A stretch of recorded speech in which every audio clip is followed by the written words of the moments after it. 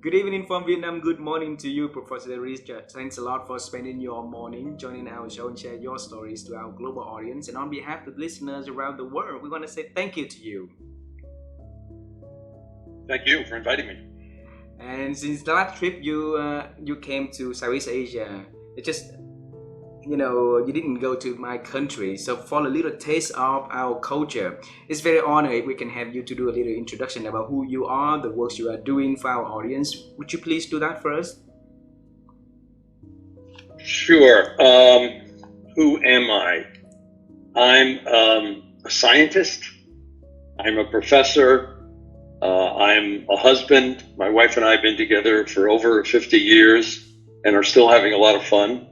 I am a father. My son is a PR executive, and of course he's 58 now, so he's not exactly young.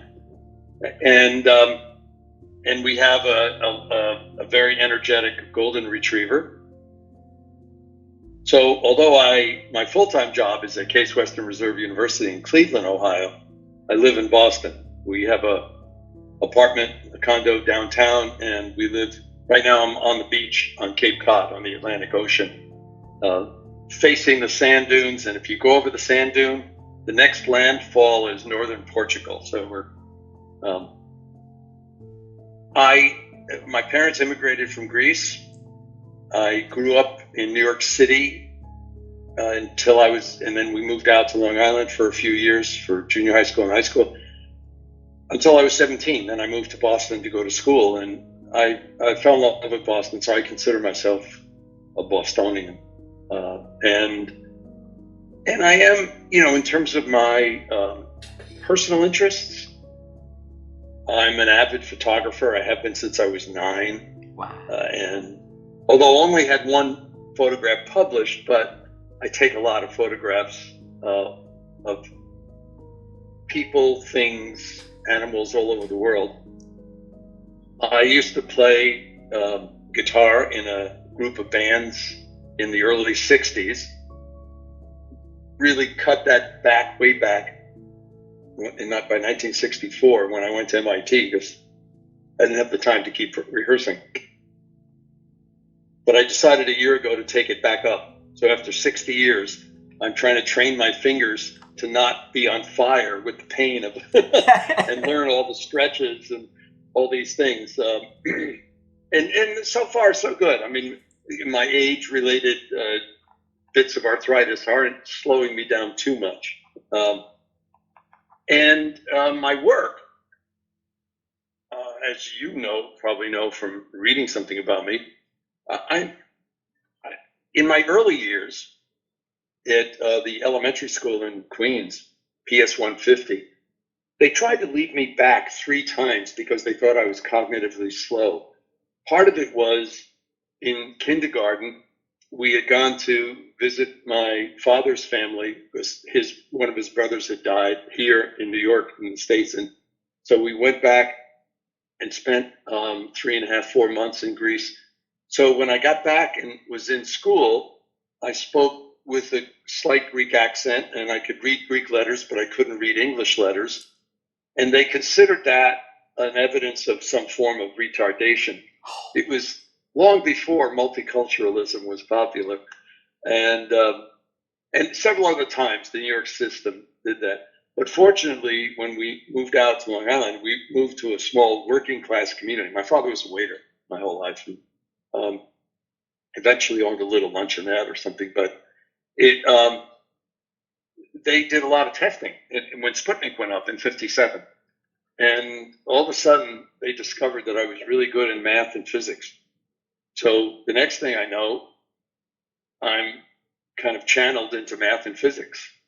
And I loved space. I wanted to be in space. I wanted to be building spaceships, and that's what I did. I got into my first choice school, MIT, and to study aeronautics and astronautics, which I got my degree in. Wow. And my specialty was control systems of interplanetary vehicles.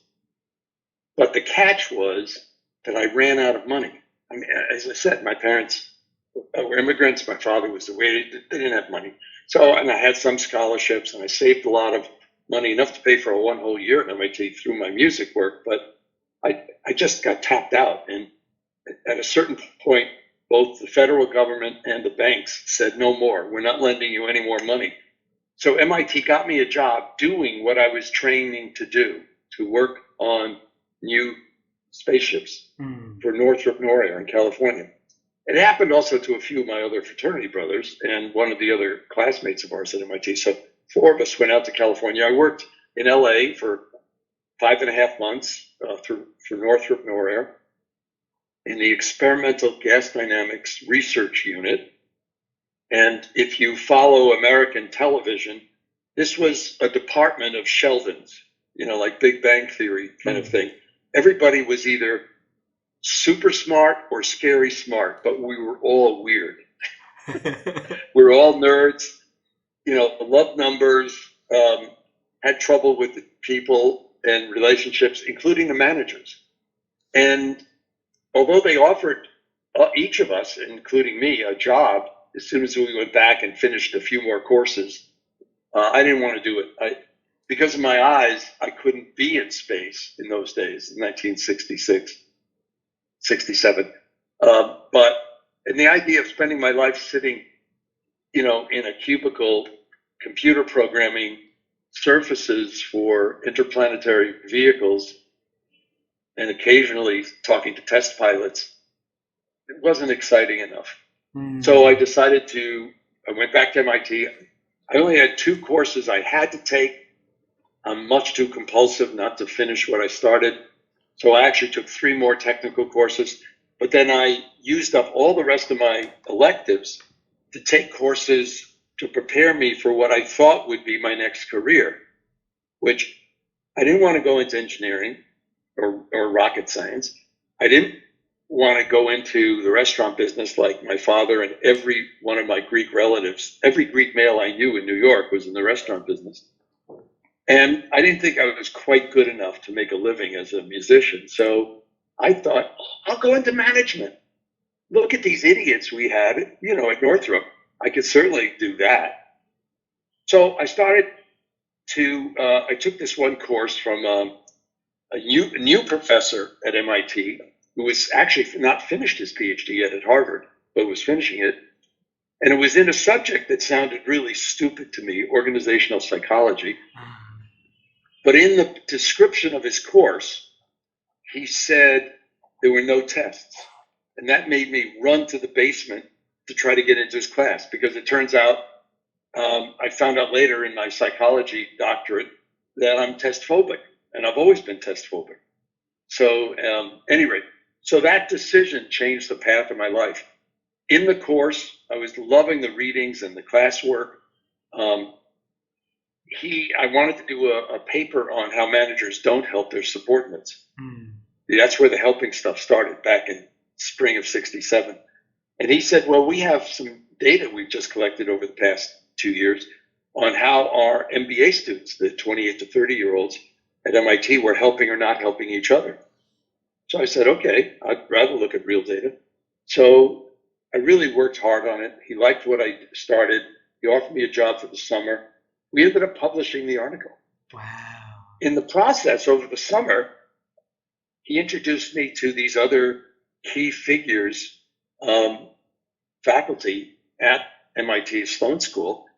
And I, all of a sudden, entered my senior year taking 4 doctoral seminars, PhD seminars.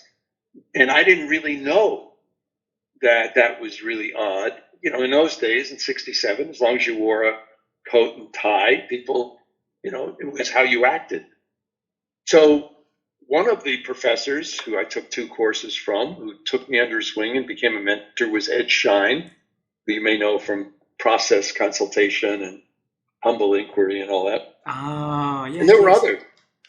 Yeah, like Dave McClelland, who was studying international community change. That's where I got fascinated by the development in what was then East Pakistan, now Bangladesh, of rural food production. But the whole idea, and I was also, because I'd run out of money, and I was taking another 2 seminars in psychoanalytic psychohistory. from a person who had founded the Lay Society with Eric Erickson. So it was fascinating. And it turned out that Dave Kolb and Ed Schein and a few of the others basically said, you've got a real talent in this psychology thing. And, being technically oriented, I'd never taken psychology seriously. But all of a sudden, I started to realize, maybe they're onto something. And by December of that year, they talked me into going to graduate school. And they said I should go in psychology, not management. And they said, and in psychology, you go right for a PhD. You get a master's along the way, but you go for the PhD. So, and they helped me get into Harvard and the PhD program in actually social psychology, although because you had to do work in cultural anthropology, sociology, and clinical personality, my work crisscrossed a number of the fields. So, and it was really in the spring of '67, in that initial work with Dave Kolb, that we began to lay out the fundamental concept of what now I call intentional change theory. I mean, it's morphed a bit since then, but that was when it really started. So I got enthralled with psychotherapy. I was trained as a therapist during my doctoral program. And because of McClellan's work with alcoholics and the research, the Veterans Administration Hospital asked him to create, based on his research, which I had joined him on late, but I joined him, to develop a therapy program. And he knew that I was doing change work. That's how I was putting myself through my doctoral program. I was doing consulting and training. And so I designed a new therapy program. We started delivering it in 1970, that summer. And in no time at all, the federal authorities in the US picked up on this experiment, and they thought it would be great because they were starting to identify all over the US what were called the drunk driver programs. And they were identifying people with alcohol problems, but they didn't know what to do with them. Because they could send them to AA, which they did. They could send them to medical treatment, but many of them were alcohol abusers, but hadn't quite become alcoholics, and others were alcoholics. So the question is, what do you do with them? And so all of a sudden, I started getting contracts to train therapists, which meant you had to do therapy with them, with the patients, in 15 cities around the US. Wow. And then I was doing basic research on the effect of alcohol and aggression, which is where I started doing a lot of physiological work. But in 1970, I also started the first competency study under that name anywhere. I did the first one. And that we never even published that. But the competency movement in human resources, I'm seen as one of the 5 people who created it in the early 70s. So while I was doing this other work with training therapists and therapy, while I was doing basic research on the effect of alcohol and aggression, I was also doing some of this competency research and starting to do good old-fashioned management training and leadership training, with, maybe a client. Well, I went to work for a research company. I turned down a faculty position at Yale because at that point, when I was finishing, I didn't really want to teach. I wanted to do research and therapy. And out of this small research consulting company, which my thesis advisor, Dave McClellan, had founded, I had the opportunity in Boston. And little did we know that as we started this stuff, the work would just blossom, especially in terms of the competency work as well as the leadership training. And I was continuing to study how do people change.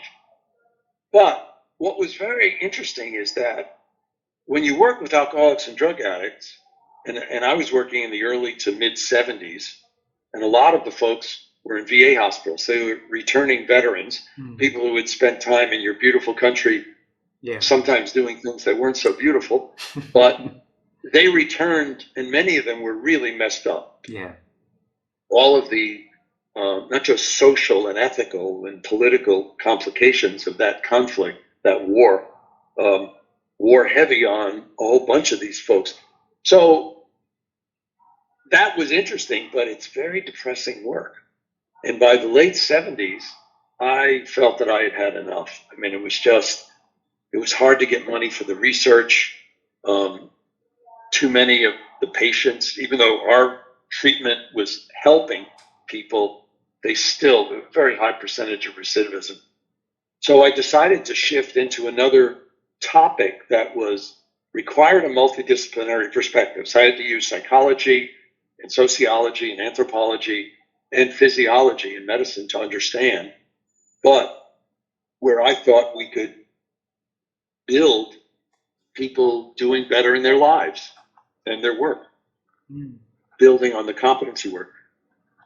So I shifted into focusing on managers and leaders, which we'd been doing a certain amount of, but then I really focused on it. And one of the things that came out of it was my 1982 research book, which was the first ever research study of more than one competency across actual managers, from supervisors to top executives, looking at 6 very large private sector companies and 6 very large government agencies, which included 2 military.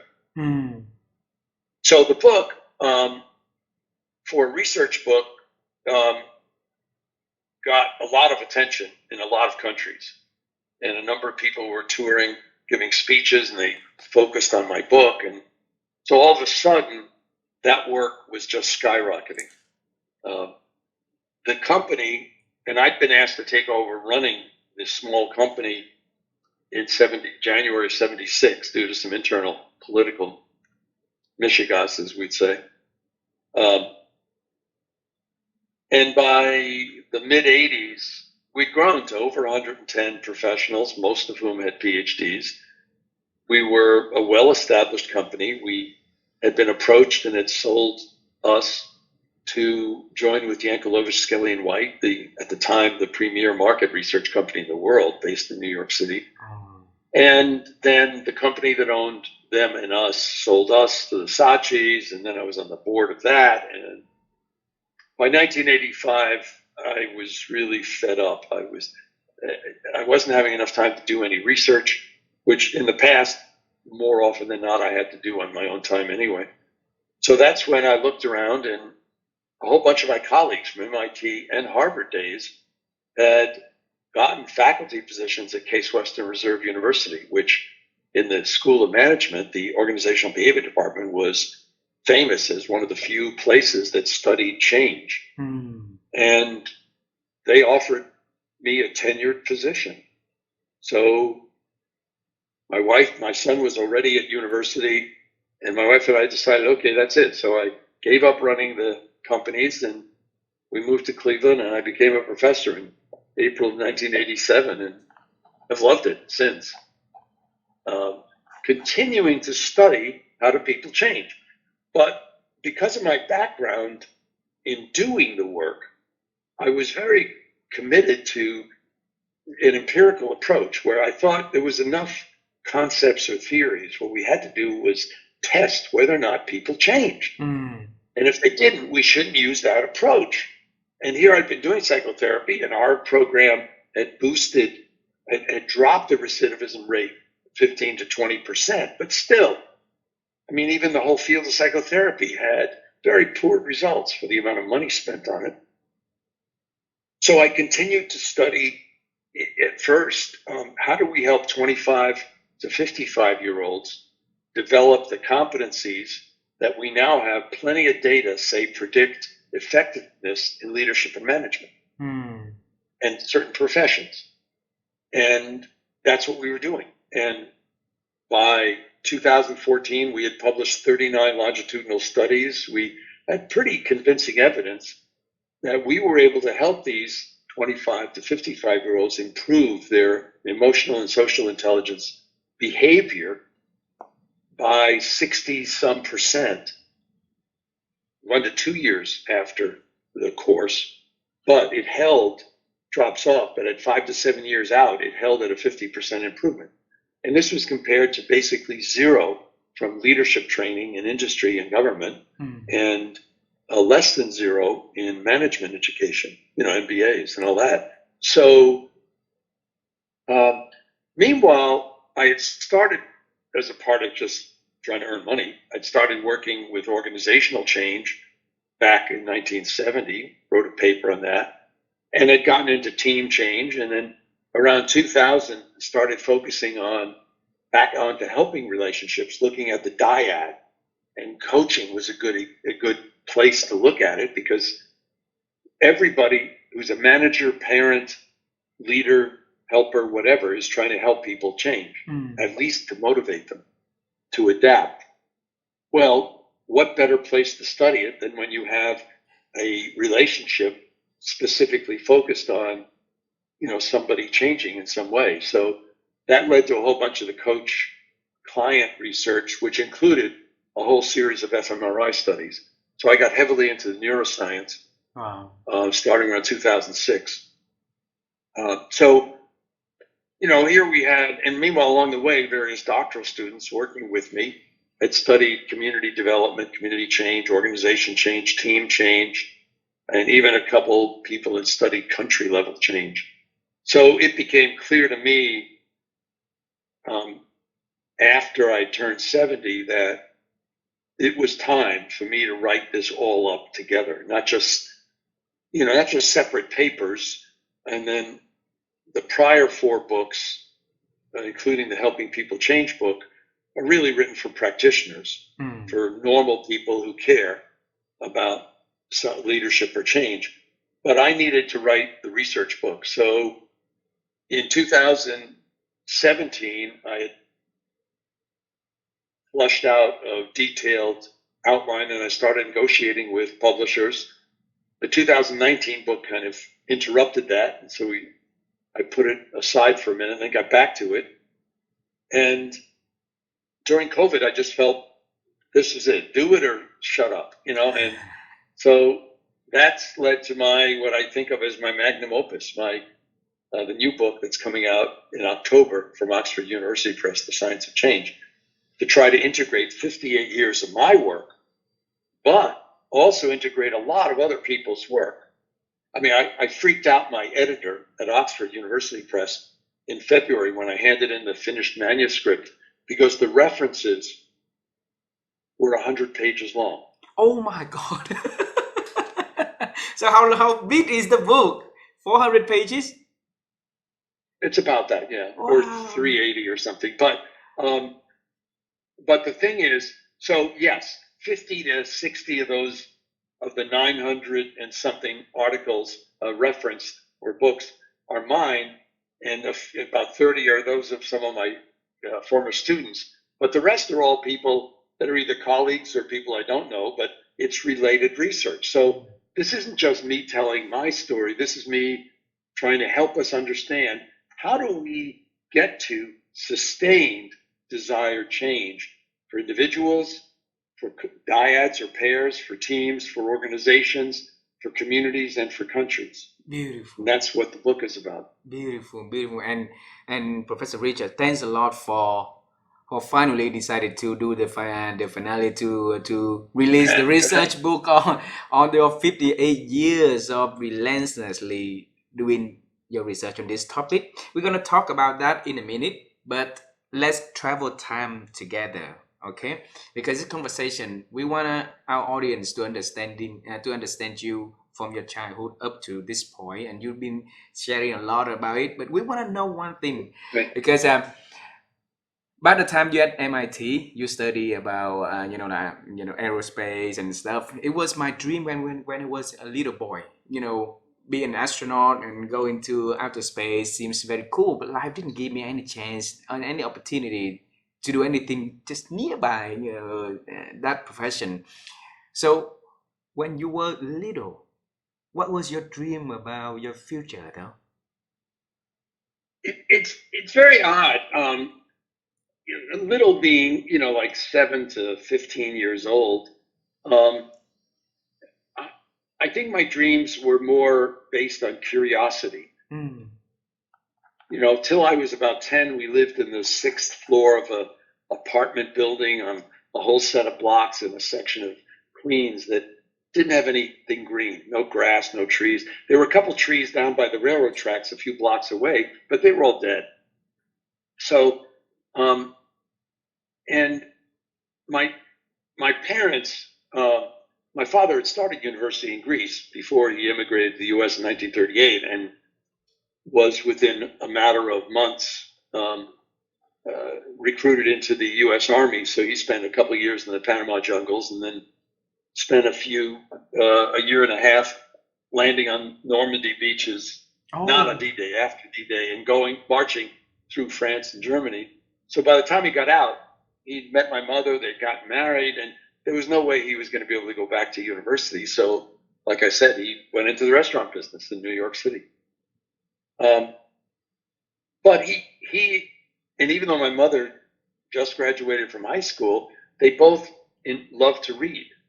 So I got literally infected with reading. And given that we were stuck in this apartment, and going out to play wasn't always easy. I mean, I could do it. I had a few friends in the neighborhood. Some of the people that weren't my friends weren't very nice. So if I went out, there was an increased likelihood I might get beat up. So I spent a lot of time indoors by myself. And my father felt bad for us. So he bought us one of these little small televisions in 1950. And I started watching these serials that used to appear in the movie theaters, like Buck Rogers and, the space things, as well as Hopalong Cassidy. But in my reading, I got fascinated by biographies. Oh. So I started reading a lot of biographies of, early U.S. adventurers, like, and frontiers people like Davy Crockett, but, baseball figures and other historical figures, but also people who invented things. Oh. So, and my mother used to complain that even at the age of like 6 or 7, I would get curious about something like the toaster we had in the kitchen. And if she wasn't around, I would bring it onto the kitchen table, take a screwdriver, and start taking it apart to see how it would work. The problem was I could never quite put it back together. So my curiosity had a high price, and we didn't have much money in those days. So my mother wanted to encourage my curiosity, but wanted me to keep my hands off of things, but I got fascinated by electricity and all these kinds of things. And fortunately, like I said, in 1957, we'd moved out of New York City to Nassau County, which at the time was far out. Now it's not. And the teachers there were much better. Although it was a working class community, I mean, almost everybody's parents worked by the hour. There were a few professionals, but very few. But the school system, the public school system, because we had the Nassau County Jail, Reformatory, the county hospital, the county park, and half of a U.S. Air Force Base, Mitchell Air Force Base, we had, without taxing the citizens much, we had a fantastic public school system. The teachers were paid so well. We had teachers who would drive every day out from Manhattan to teach in our schools. Wow. And I learned, I was talking to somebody the other day, my internist. He was talking about his oldest daughter kind of wanting to really delve into math, and she's trying to understand algebra at 10. And I think I was either 10 or 11 when I discovered algebra. And it was like, oh my God. I mean, this is clearer than English and clearer than Greek. Those are my two languages at the point. And I felt, okay, so, and all of a sudden that curiosity just kept driving me. Mm. Now, I was also very social in high school, which all of the counselors missed, because they saw that I was really good in calculus and in physics. And I was taking college level physics in high school and college level calculus. But they didn't think about the fact that I had a set of bands. We used to, by my senior year, we played a paying job every weekend. And it wasn't rock and roll in those days because that didn't pay that well. We were playing for Italian weddings and Greek christenings and ethnic music, dance music. I also was in a lot of clubs at school, and I usually had one or sometimes two or three girlfriends at the same time.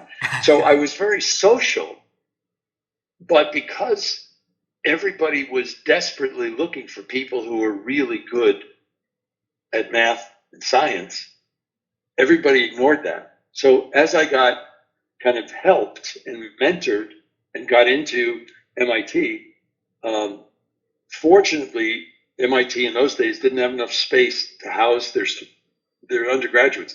2/3 of them had to live in fraternities right from the beginning because there weren't enough dorms. Now they've changed that, but back in 1964, it was different. And the fraternity that I joined was a really thoughtful one. I mean, they really valued people studying, and it was MIT after all. I mean, everybody was a nerd.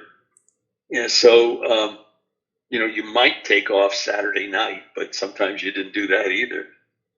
So it was the kind of thing, but by living with 71 other brothers in 2 buildings we owned on Beacon Street, no other adults, we had to run it all ourselves.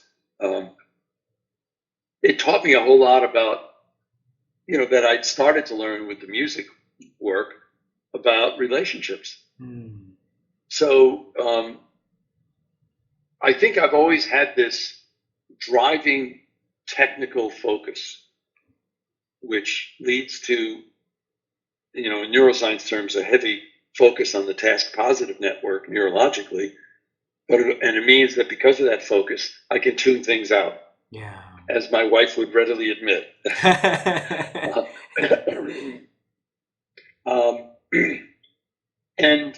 And that helps me be productive, but it also, because that neural network suppresses the one in which you are more interpersonal, it's always been a battle. And I would say that by the time I discovered the field of psychology, I was fascinated by it, not even though my teachers at MIT thought I was really good at it. They said I had a lot of potential. They didn't say I was good at it. I think I got into it because it puzzled me. The whole idea. So what we later, when Dan Goleman, who wrote the mega bestseller EQ, he and I were doctoral students together. We were in the same PhD class at Harvard. And we actually took a number of courses together, and we ended up being social friends at the same time and hung around. And my thesis advisor was one of his key mentors and so forth. So years later, because we'd always stayed in touch and kind of helped each other out with writing and ideas and all that. In 95, when he approached me and said, look, I've just written this book, I said, yeah, it's a really good one. And he said, yeah, it's now become a mega bestseller. And everybody's asking me for help about it, but you're the one who's actually done the research. So what we basically did in 95 is we took the competency work I was doing, recognizing that 80 to 90% of the competencies were about emotions and relationships, and relabeled it emotional intelligence. So there's a certain amount of the emotional intelligence at the behavioral level that's a marketing packaging issue. But it really does have to do with our behavior patterns, our habits, in terms of handling our own emotions and those of building better relationships. Beautiful, beautiful. Professor Richard, allow me to bring you to the intersection where you were at MIT, and you got tired of being in the corner office and do the research, and at the same time you wanted to go into the management, but then other professor told you. Now let me be clear, Eugen. I got tired of doing computer programming. I loved the research, but because we weren't really in space much in 1966. It was all if you will, hypothetical. And the people who actually, would plan to go into space, were test pilots. These were people who were physically perfect. I wasn't. I was tall, skinny, very thin. I had to have glasses to read. So anyway, the research fascinated me, but it was the fact that you had to do it through a lot of computer programming that really was a turnoff.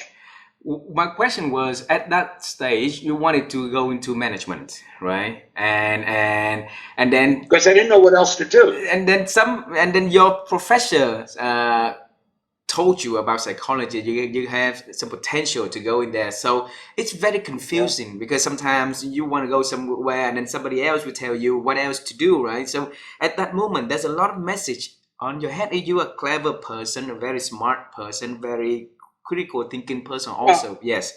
So what message did you talk to yourself for you to go into follow the advice from Ed? And I mean, there were a lot of moments where I'm sitting there saying to myself, holy crap, what's going on? I mean, it's that kind of a thing. It's not like, oh, this is crystal clear. I've seen Saint Beatrice and I, want to be a devout Christian. And this is not a conversion moment. This is a whole set of experiences that, as you correctly point out at the time, are confusing. So I would say two of the key parts of intentional change theory. One has to do with discovering your dream, your ideal self, your deep sense of purpose, your vision, if you will. And the problem is the enemy of your vision, your dream, not goals, because goals turns out narrow you neurologically, but your dream, the enemy of the dream is not how you currently act, what I call your real self. The real enemy is the ought self. Those are the ideals that other people have given you. Oh, you should do this. Like they were saying to me, you're really good at math and you're really good at physics, and that's still a relatively rare talent. You should go into the space program and do research, which I would have loved, but like I said, it didn't make sense because there was this other part of me that really enjoyed working with people.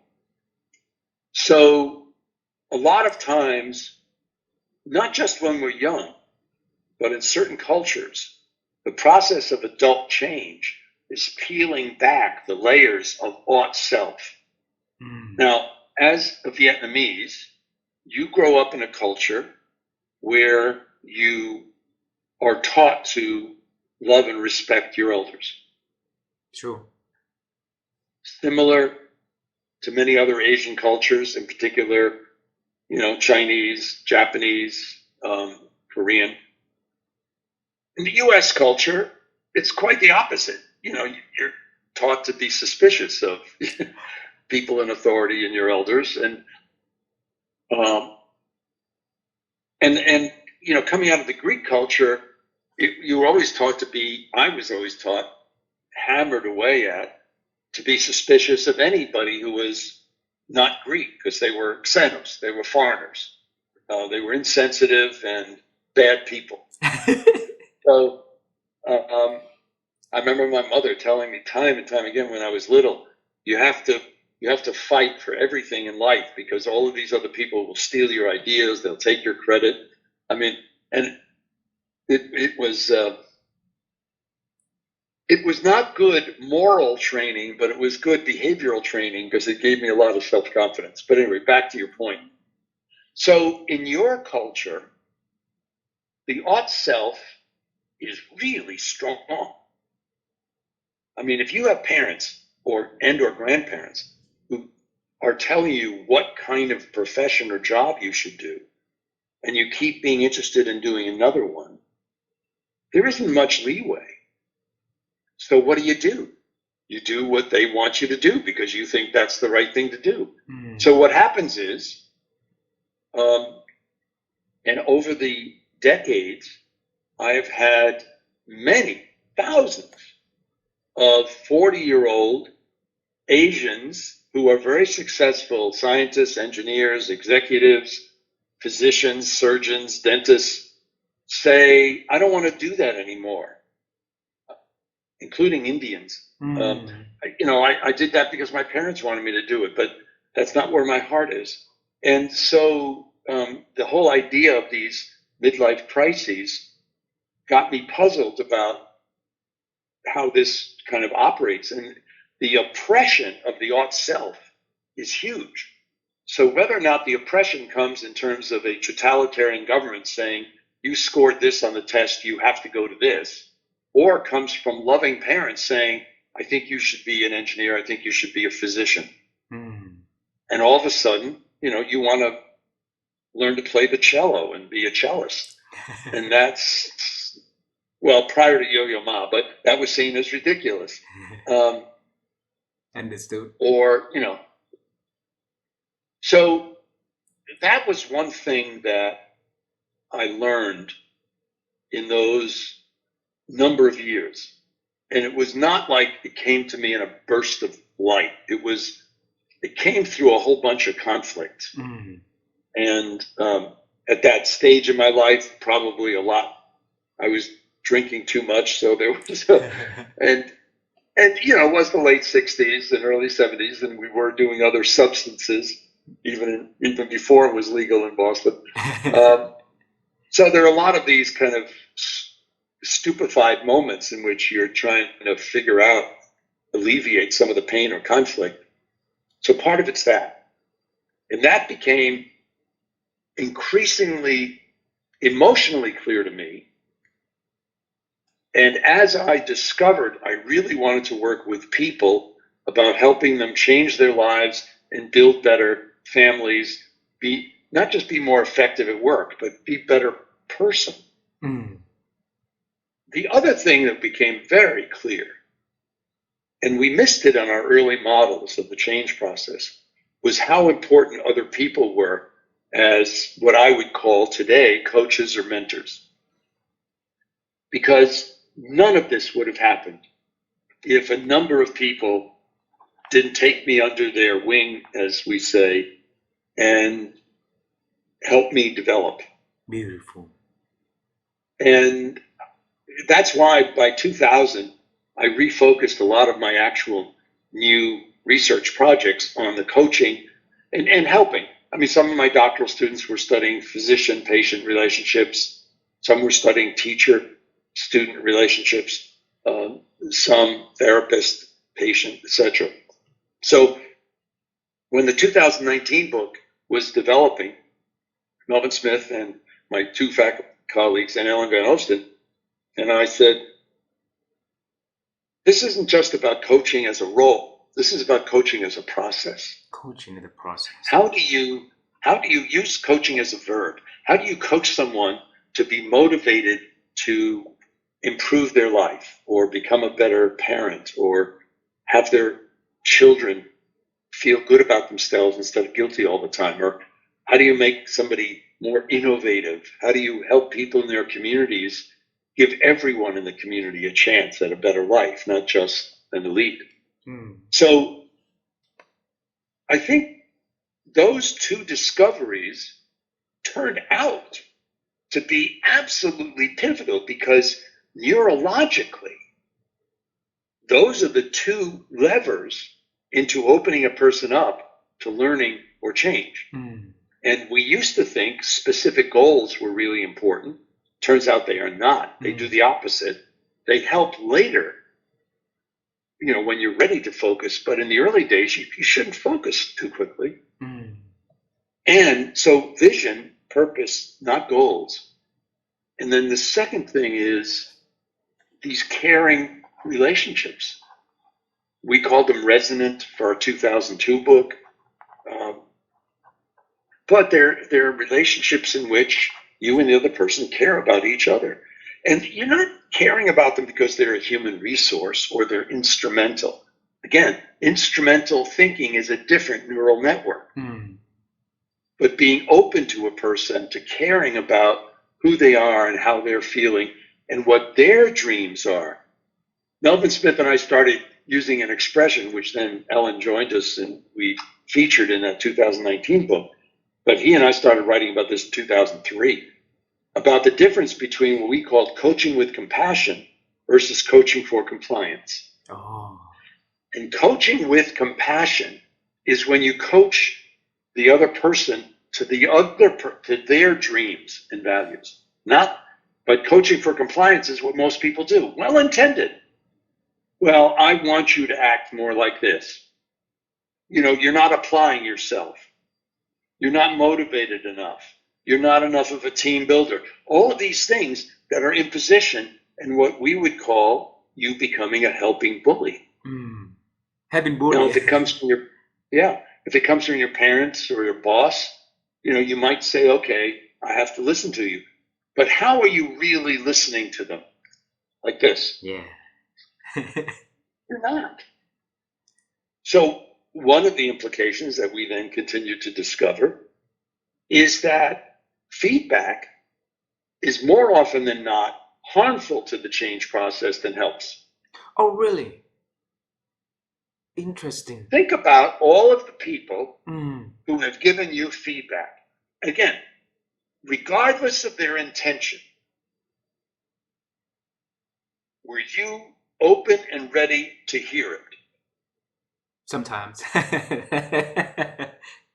And if you're being honest, it's probably maybe 10% of the time. Yeah. Because there's another piece that you might get the feedback, but 5 years, 8 years, 10 years later, you're now in a different psychological state, and all of a sudden you're open to, I wondered about that way back when. I wonder if this is still happening. So what became very clear is that most of the time when we give other people feedback, regardless of whether or not we want them to become better adults or improve their performance, we're being, again, helping bullies. Wow. So, Professor Richard,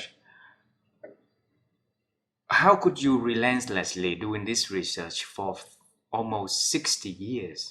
What motivates you to continually doing it? And I believe it will continue for the next decades or so.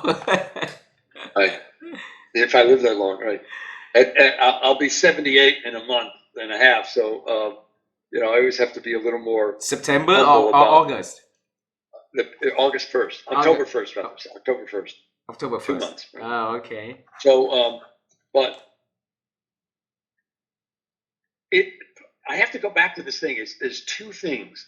One is this driving curiosity. I mean, it's why I end up starting research projects now, when most people would say, hell, you should have been retired 10 years ago. What are you doing starting new research projects? Because it always takes 3 to 5 years to do a research project and then a few years to get it published. But I'm still curious about certain things. And the other is this belief that we can make our lives and the lives of others around us better. Beautiful. I think, when you stop and look at how little change occurs in a desired direction, and it's amazingly poor results when you actually study that, and you think about all of the things that we as humans do to damage ourselves, like smoking cigarettes or gaining weight or fixating on negative thoughts, or we do to other people. Again, it could be unintentionally, or we could be angry. The things we do to the planet, the things we do to the plants and things around us. It's amazing that we're still here. And not only are we still here, but if you actually study, and this varies by culture, but if you actually study, are people's lives better today than 40 years ago or 30 years ago? The answer is almost completely yes, in terms of square footage of where they live, in terms of caloric intake and their access to food, in terms of healthcare. That's why in most social classes in most countries and cultures of the world, people are living longer. I mean, we haven't eliminated the germs. What we've done is found ways to battle them. So you look at all these things, and by all of these measures, and this, I mean, you and I are, what, 8,000 miles apart right now? Something like that? And we're having this conversation about ideas of mutual interest. We've never met. And yet, I'm enjoying your questions. I don't know I hope you're enjoying my answers, but I do. But we're having a conversation that seems to be of interest to both of us. That wasn't possible even 40 years ago. I mean, a smartphone started in 2007. The internet didn't become accessible to most of us till somewhere in the late 90s. And you stop and say, okay, well, back in those days, it was the telephone or the newspaper or the radio, a little bit of the TV, but that was slower. And you stop and say, oh my God,